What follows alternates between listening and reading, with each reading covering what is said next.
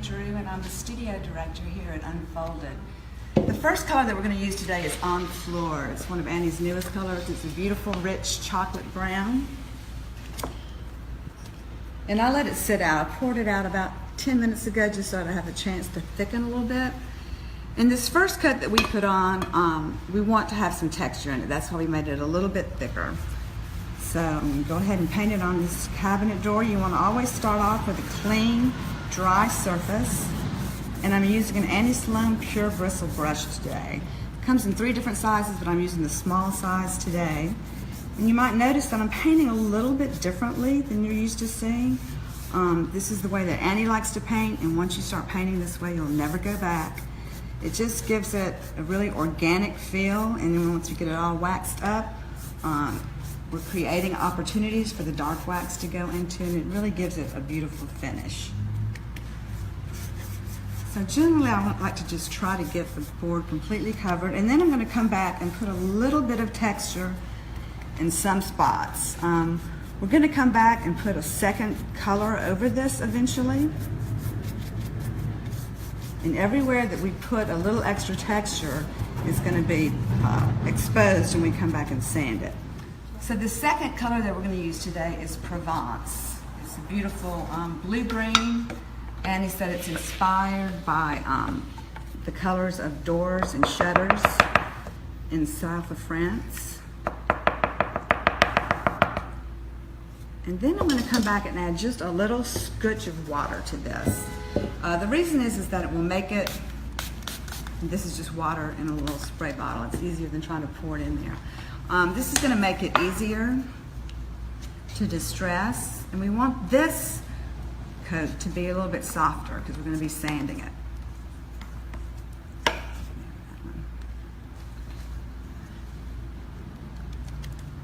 So as we put this coat on, you don't really have to worry so much about the texture. You want to get it on fairly smooth. May not cover in one coat, which is fine. If you need to add an additional coat, just try to do it relatively quickly. You want to let it get dry, of course, first, but if you let it stay dry for too long, it's going to start getting hard, and we don't want it to be hard because we want it to be nice and soft so that when we sand it, lots of paint will come off. So now we have a board. It's been all painted, nice and dry, and I'm going to go ahead and distress it. I want this one to be a rustic finish, and so I want to take a lot of the paint off to just so that you can see the color underneath. I'm using one of Annie's sanding pads. They come in a fine, of course, and a medium grit. I'm starting off with the medium grit. I just cut them up a little bit, just makes it a little easier to hold. If this isn't taking off enough paint, I can always move over to the coarse. You just need to be a little bit careful because it can leave some scratches in the paint. And as I sand, I want to think about where would this piece naturally get distressed. Like I mentioned earlier, it's usually going to be on the edges, corners.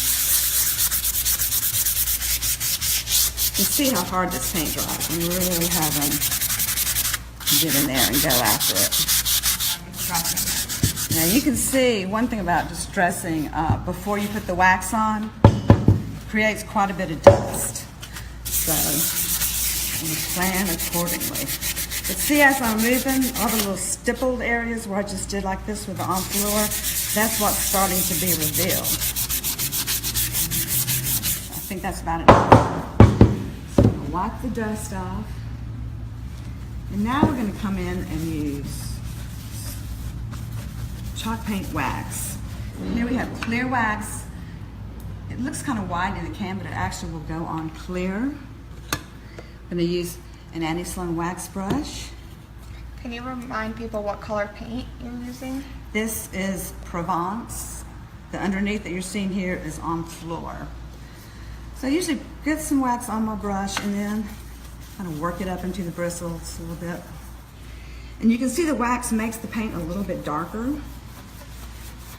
I like to say it's kind of like a shell. You know, at the beach, they always look so pretty when they're wet, and then you get them home, and they're all dried out. They just don't look quite the same.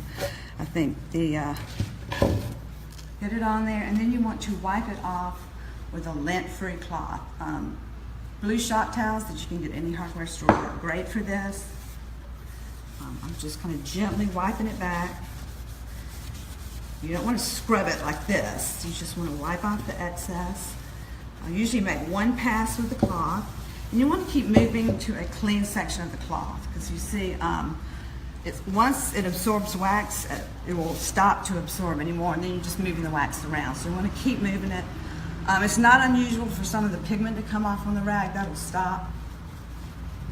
Come through, wipe it back. I don't even dip my wax brush back into the wax. I just sort of go over again really quick. That's just to pull it out of any corners. Just make sure that we got everything thoroughly covered. Oops. The wax is what seals the paint up. It makes it durable.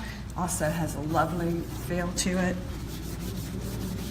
Gives it a little bit of slip, like if something slides across it, and it's also really easy to repair. I'm going to talk about that in just a second.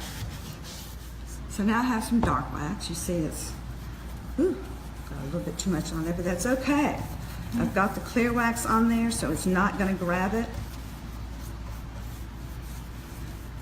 like it would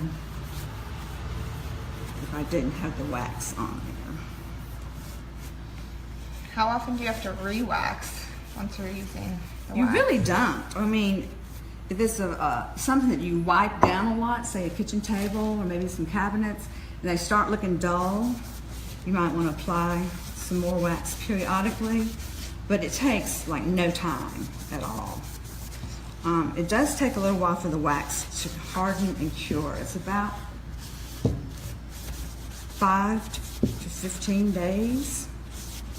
At that point, the solvent that's in the wax will evaporate out, leaving behind just the hard wax finish. So what are you doing now? I'm putting some dark wax on there just to highlight some of the details. The reason that we tell you to put the clear wax on first is because this paint is really porous. So here's just a little example for you. This is all painted in old white.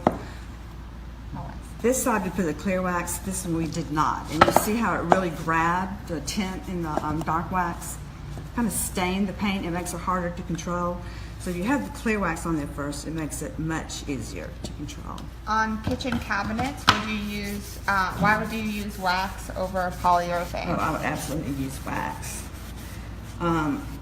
It doesn't turn yellow. Some polys will turn yellow over time. It's easy and fast. I mean, this is really all I would have to do for my kitchen cabinets. If I was using poly, I would probably need to put several coats on there and let it dry overnight. So this is, you see how long it took me to do this, it's done. And the nice thing about wax is that it's really easy to fix. Like say you get a stain or a scratch in it or something like this, all I need to do is come back in with a little bit more clear wax and it will take it right out. Now, if you have a lot of dark wax on there, it's going to take off your dark wax as well. So you do have to keep that in mind. So there you go. It's got a beautiful shine on there. I could let it dry overnight. I mean, the wax dry overnight and then come back and really buff it with just a clean, nice soft cloth like this and it'll bring up a lovely shine.